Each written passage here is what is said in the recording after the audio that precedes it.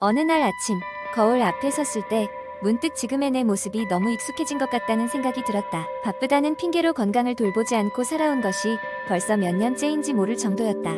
진지하게 체중 감량을 시도해야겠다고 다짐한 건 그날이었다. 직장인으로서 바쁜 일상에서 긴 시간을 할애할 수는 없었기에 하루 3번 간단한 운동이라는 계획을 세웠다. 아침, 점심, 저녁 각각 10분씩 하루에 총 30분만 투자하자는 생각이었다. 운동이라 함은 그리 거창한 것이 아닌 간단히 할 수 있는 스트레칭과 조깅, 그리고 홈 트레이닝이었다. 처음 며칠은 생각만큼 쉽지 않았다. 아침은 일찍 눈을 떠야 했고, 점심에는 직장 동료들과의 식사 후 시간을 쪼개어야 했으며, 저녁에는 하루의 피로를 이겨내고 운동을 해야 했기 때문이다. 몸은 점점 지쳐갔지만 그럴수록 마음은 더 단단해졌다. 변화는 작은 노력에서 시작된다는 말을 믿었기에 포기할 수 없었다. 하루 3번의 운동 스케줄에 익숙해지면서 몸도 서서히 적응해갔다. 아침에는 가벼운 스트레칭으로 잠을 깨우고, 점심에는 직장 근처 공원을 한 바퀴 돌며 맑은 공기를 마셨다. 저녁에는 유튜브로 홈 트레이닝 영상을 보며 땀을 흘렸다. 인터넷에서는 하루 30분의 운동만으로도 충분히 체중 감량에 효과를 볼 수 있다고 했고, 나는 그 말을 믿었다. 이렇게 몇 주가 지나자 체중계의 숫자가 조금씩 내려가기 시작했다. 거울에 비친 내 모습도 이전과는 달랐다. 피곤하고 지쳐 보였던 얼굴은 한결 밝아졌고 몸 또한 가벼워진 듯했다. 주변 사람들도 내 변화를 알아차리기 시작했는데 그들은 하나같이 어떤 특급 비법이라도 있는지 물어왔다. 사실 특별한 비법은 없었다. 하루 3번 작은 습관을 유지했을 뿐이다. 바쁜 일상에서 적절한 짬을 내어 자신을 돌보는 시간이 그토록 효과적일 줄은 나 스스로도 놀라운 일이었다. 4개월이 지난 지금 나는 목표 체중에 거의 도달했다. 그리고 체중 감량 외에도 얻은 것이 많았다. 무엇보다 생활에 활력이 생겼고 작은 성취감이 주는 행복을 매일 느낄 수 있었다. 내 이야기를 듣고 자극을 받은 친구들도 나와 함께 운동을 시작했다. 우리 모두가 자신만의 목표를 가지고 달려가는 것도 큰 즐거움이었다. 꾸준히 계속해온 작은 노력들이 모여 큰 결과를 만들어냈다. 이 도전기가 나에게 준 것은 단순한 체중 감량 그 이상이었다. 나는 내일도 어김없이 하루 3번 나 자신을 위한 시간을 가질 것이다. 이제는 이 습관이 나를 위한 최고의 선물이 되었다. 두 번째 이야기. 옛적 산 좋고 물 맑은 마을의 건강을 무엇보다 중요하게 여기는 사람 정연이 살고 있었습니다. 정연은 매일 아침 햇살이 산봉우리를 살짝 비출 때쯤 일어나 새소리를 들으며 하루를 시작하곤 했습니다. 그의 하루는 언제나 조깅으로 시작했죠.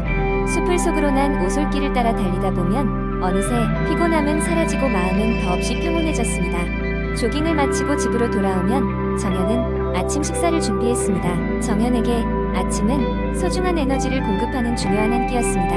그는 신선한 채소와 과일, 곡물로 식단을 구성하여 탄수화물, 단백질, 비타민을 고루 섭취하려고 노력했습니다. 정연은 과일 샐러드에 발사믹 드레싱을 더하고 견과류를 뿌려 맛과 영양을 동시에 챙겼습니다. 점심시간에는 회사 동료들과 함께 도시락을 나누며 균형 잡힌 식사를 했습니다. 정연이 만든 도시락은 언제나 화제가 되었고 동료들은 그의 도시락을 친환경적이고 건강한 식단의 표본이라고 칭찬했습니다. 오늘의 메뉴는 퀴노아와 엽채류, 닭가슴살이 주재료였고 허브와 약간의 소금으로 맛을 내었습니다. 정연은 나트륨 섭취를 줄이는 것을 중요하게 여기고 가능한 자연의 맛을 유지하려고 노력했습니다.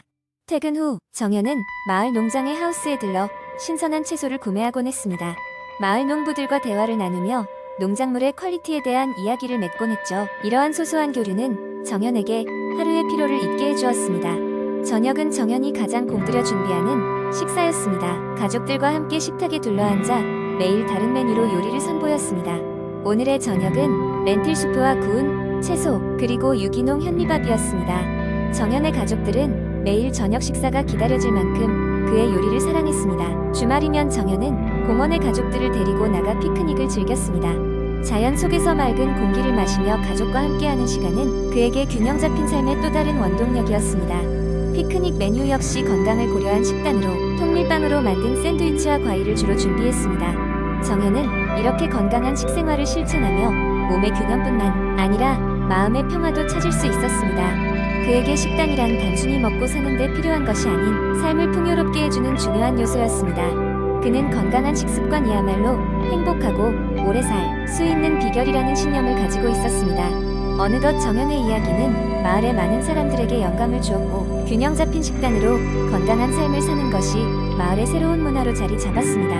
이렇듯 정현의 삶은 균형 잡힌 식단과 함께 건강하고 안정적인 일상을 만들어 나가는 여정이었습니다. 세 번째 이야기, 삶의 속도가 빠른 현대 사회에서 스트레스는 우리의 일상적인 동반자처럼 보인다. 하지만 스트레스를 효과적으로 관리하고 마음의 건강을 유지하는 것은 우리의 전반적인 삶의 질을 크게 향상시킬 수 있다. 이 이야기는 자신의 스트레스를 관리하고 마음의 평화를 찾기 위한 5가지 주요 방법을 탐구하는 한 사람의 경험을 중심으로 전개된다. 최 씨는 대기업의 마케팅 부서에서 10년째 일하고 있었다. 그는 경쟁적인 환경과 끝없는 업무 속에서 압박감을 느끼기 시작했고, 이는 점점 그의 건강을 해치기 시작했다. 어느 날 건강검진에서 스트레스가 그의 혈압과 전반적인 건강에 영향을 미치고 있다는 의사의 경고를 듣고 그는 자신의 삶을 재조정하기로 마음먹었다. 첫 번째로 최 씨는 규칙적인 운동을 시작했다. 초반에는 시간이 부족하다고 느꼈지만 매일 아침 30분씩 조깅을 하기로 결심했다. 처음 며칠은 힘들었지만 서서히 그는 조깅의 리듬에 익숙해졌고 신체적 피로감이 오히려 정신적 여유로움을 줌을 느꼈다. 운동은 그의 신체 건강뿐만 아니라 정신적 에너지를 회복시키는 좋은 수단이 되었다. 두 번째로 그는 명상을 배웠다. 업무 후나긴 하루를 마친 후 그는 잠시 눈을 감고 깊이 호흡하는 습관을 들였다. 처음에는 집중이 쉽지 않았지만 꾸준한 연습 끝에 그는 마음이 안정되는 것을 경험했다. 명상은 그에게 내면의 평화를 찾고 스트레스의 근원을 이해할 수 있는 시간을 제공해 주었다. 세 번째로 최 씨는 자신의 시간 관리를 재조정했다. 그는 매일 할 일을 적고 우선순위를 정해 불필요한 업무의 시간을 낭비하지 않으려 했었다. 이 과정에서 그는 완벽주의라는 자신 속의 함정을 발견했고 일을 내려놓기 시작하자 일의 효율성이 높아졌다. 시간을 효율적으로 관리함으로써 그는 자신의 여가 시간도 확보할 수 있었다. 네 번째로 그는 사회적 교류의 중요성을 다시금 깨달았다. 친구들과의 만남이나 가족과의 시간을 소중히 여기며 그는 관계를 통해 받는 심리적 위로와 즐거움이 얼마나 소중한지 깨달았다. 대화를 통해 얻게 되는 지지와 이해는 그가 직면한 많은 문제들을 해결하는 데 큰 도움을 주었다. 마지막으로 최 씨는 새로운 취미를 찾아 시간을 보냈다. 그는 어릴 적 좋아했던 그림 그리기를 다시 시작했고 이를 통해 창의적 에너지를 발산할 수 있었다.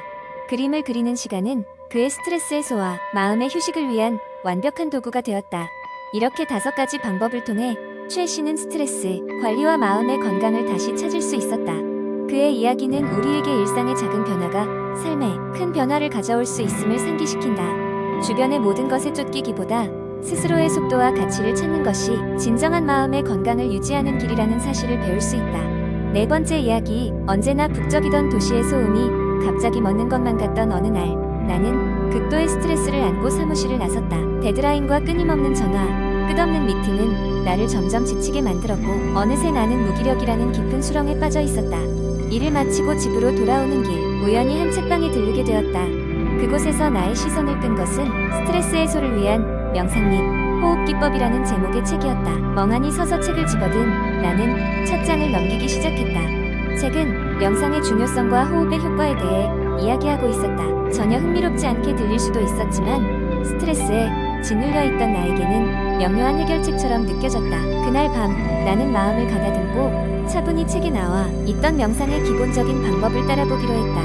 눈을 감고 편안하게 앉아 내면의 소리를 들으려고 노력했다. 처음에는 온갖 잡생각이 머리를 어지럽혔지만 심호흡을 반복할수록 점점 마음의 안정을 찾기 시작했다. 다음날 나는 사무실에서 마음이 조급해질 때마다 잠깐씩 책에서 배운 호흡 기법을 사용해보았다. 깊게 숨을 들이마시고 천천히 내쉬며 주변의 소음을 잠시 무시하는 사이 내 마음은 조금씩 여유를 되찾았다. 기적처럼 하루하루가 조금씩 달라지기 시작했다. 나의 상사는 그런 나의 변화를 알아차리고는 최근 들어 훨씬 침착하게 일을 처리한다며 칭찬을 아끼지 않았다. 틈틈이 명상 수업이나 워크숍에 참여하면서 나는 명상을 더 깊이 이해하게 되었고 다양한 명상 기법과 호흡 훈련을 익혀나갔다. 가장 인상적이었던 것은 만달라 명상으로 복잡한 도안을 보고 있으면 마음이 차분해지고 고요해지는 것을 느낄 수 있었다. 호흡의 깊이를 더하고 명상의 깊이를 확장할수록 스트레스가 나를 통제하는 것이 아니라 내가 스트레스를 통제할 수 있다는 자신감이 생기기 시작했다. 시간이 흐르면서 나는 단순히 스트레스를 해소하는 것을 넘어 삶을 더욱 긍정적으로 바라볼 수 있는 시각을 얻을 수 있었다.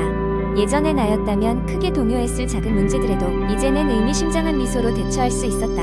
명상과 호흡 기법 덕분에 나는 마치 새로운 사람이 된 듯한 기분을 느끼고 있었다. 나의 이야기가 누군가에게는 작은 위로와 실천의 계기가 되길 바라며 나는 이러한 경험을 많은 이들과 나누고 싶다. 스트레스가 가득한 일상 속에서도 명상과 호흡을 통해 내면의 평화를 찾을 수 있는 방법이 있음을, 그리고 그것이 얼마나 소중한 것인지를 당부하며 이 글을 마친다.